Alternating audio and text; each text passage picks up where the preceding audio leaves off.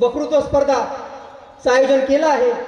त्या अनुषंगाने आता थोड्याच वेळात आपण वक्तृत्व स्पर्धेला सुरुवात करतोय. तर आजच्या कार्यक्रमाचे प्रमुख पाहुणे माननीय शंकरजी मुंजेवार साहेब यांनी आपलं मंचावर स्थान ग्रहण करावं. यानंतर माननीय बिंदुभाऊ वावरे यांनी सुद्धा आपलं मंचावर स्थान ग्रहण करावं. सोबतच माननीय अनुताई सोनकुवर यांनी सुद्धा मंचावर स्थान ग्रहण करावं. त्यासोबतच माननीय प्रबोधिनीताई नगराळे यांनी सुद्धा मंचावरती स्थान ग्रहण करावं. बुद्धं नमामि धम्मं नमामि संघं नमामि. नमो तस्स भगवतो अरहतो क्षमा समुदाय.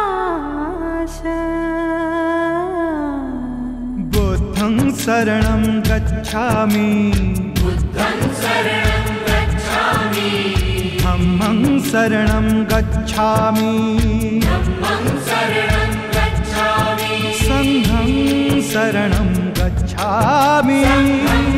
शरणं गच्छामि.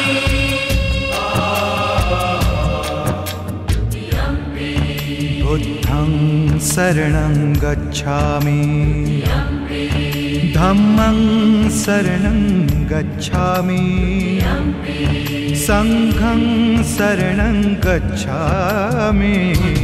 शरणं गच्छामि धम्मं शरणं गच्छामि संघं शरणं गच्छामि.